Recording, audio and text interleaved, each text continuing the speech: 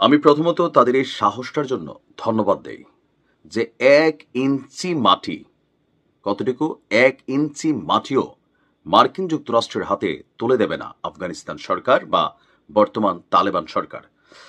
তো ভিডিওটা সর্বোচ্চ শেয়ার করবেন, কারণ মাঝে মাঝে এই ধরনের নিউজ করতে ভাল লাগে, মানুষকে জানাইতেও ভাল লাগে যে আসলে সামহাও কেউ না কেউ তো আছে মধ্যপ্রাচ্যে এই যে পশ্চিমাদের দখলদারিত্ব অথবা আমেরিকার বর্তমান প্রেসিডেন্ট ডোনাল্ড ট্রাম্পের যেই স্বপ্ন, মানে কিছু কিছু দেশকে একদম কি মনে করে যে হাঁস মুরগির মতন, যে মন চাইলেও ধরলাম, এই খামারের মধ্যে ঢুকাই ফেললাম, আমাদের যা খুশি তাই করব। কিন্তু আসলে কি এবার সম্ভব?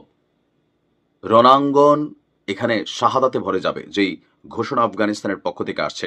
আজকে আপনাদেরকে আমি নিউজটা দিয়েছিলাম যে আফগানিস্তানের সবচেয়ে বড় একটা সামরিক ঘাঁটি, যেটা আমেরিকা ২০০১ সাল থেকে তৈরি করছিল, বাগারাম, রাজধানী কাবুল থেকে মাত্র ৬০ কিলোমিটার দূরে বাগারাম যে ঘাঁটি, সেই ঘাঁটিটা আবারও দখলে নিতে চায় বা সেখানে সেনা পাঠিয়ে নিজেদের কন্ট্রোলিং আধিপত্য বিস্তার। এখানে কয়েকটা উদ্দেশ্য দেখা যাচ্ছে, যে চীনকে নজরদারি, কিন্তু আসলে হচ্ছে আফগানিস্তানের যে বিরল খনিজ পদার্থ অথবা আফগানদের এই যে ধরেন ঘুরে ফেরার যেই শক্তি, ইকোনমি বলেন, তাদের সামরিক দৃষ্টিভঙ্গি বলেন, ব্যবসা বাণিজ্য বলেন, এই যে রাতারাতি সারা পৃথিবীর সাহায্য ছাড়াই এক ধরনের চীনের সহযোগিতা বা রাশার সহযোগিতা, ভারতও এখানে সাপোর্ট করতেছে। তো সেই জায়গা থেকে নিজেদেরকে যে ঘুরে দাঁড়ানোর যে প্রচেষ্টা, সেখানে আমেরিকার এই হস্তক্ষেপকে কিভাবে নিবে আফগানিস্তান, আসুন দেখি। আফগান প্রশাসন স্পষ্টভাবে জানিয়ে দিয়েছে, যিনি আফগানের এই মুহূর্তে সামরিক প্রধান আছেন, তিনি বলছেন যে এই দাবি আমরা প্রত্যাখ্যান করছি। আফগান প্রতিরক্ষা মন্ত্রণালয়ের প্রধান যিনি আছেন, ওনার নাম হচ্ছে ফাসিহুদ্দিন ফিতরাত, তিনি গণমাধ্যমকে বলেছেন, কিছু মানুষ একটি রাজনৈতিক চুক্তির মাধ্যমে ঘাঁটিটি ফেরত নিতে চায়। আফগানিস্তানের ১ ইঞ্চি মাটি নিয়েও কোনো ধরনের চুক্তি আফগান সরকার করবে না। আফগান সরকার বলছে যে আফগানিস্তানের স্বাধীনতা এবং ভৌগোলিক অখণ্ডতা সর্বোচ্চ গুরুত্বপূর্ণ বিষয়। যুক্তরাষ্ট্রকে পূর্ববর্তী চুক্তি মেনেই চলতে হবে এবং বল প্রয়োগ না করার যে অঙ্গীকার, সেখানে অটল থাকতে হবে। পূর্বের ব্যর্থ নীতির পুনরাবৃত্তির বদলে বাস্তববাদ এবং যুক্তি নির্ভর নীতি গ্রহণ করতে হবে, আর যদি না হয় সেই ক্ষেত্রে আফগানরা তাদের শরীরের শেষ রক্তবিন্দু দিয়ে পশ্চিমাদের আধিপত্যবাদকে রুখে দিবে।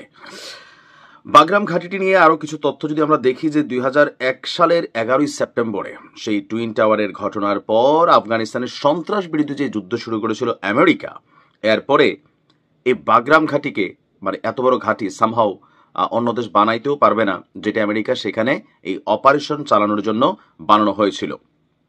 এমনকি এই ঘাঁটিটি শুধুমাত্র আমেরিকার সামরিক অ্যাক্টিভিটিসের জন্য ব্যবহৃত হয়নি, এর বাহিরেও তারা এই ঘাঁটিতে বিনা অভিযোগ এবং বিচারে বছরের পর বছর ধরে হাজার হাজার আফগানিস্তানের নাগরিকদেরকে বন্দী করে রেখেছিল, নির্যাতন চালানো হতো। অনেক অভিযোগ আছে মানবাধিকার সংগঠনগুলোর। তবে আমি জানি না যে পরিণতি কোন দিকে যাচ্ছে। ট্রাম্প যেই ভাষায় ঘোষণা দিচ্ছে, আমেরিকা যদি সেটাকে ধরেন বাস্তবভিত্তিক প্রয়োগের চেষ্টা করে, তাহলে মধ্যপ্রাচ্যের পরিস্থিতিতে বড় ধরনের আরেকটা পরিবর্তন আসতে যাচ্ছে। মধ্যপ্রাচ্যে যুদ্ধ ছড়িয়ে পড়বে।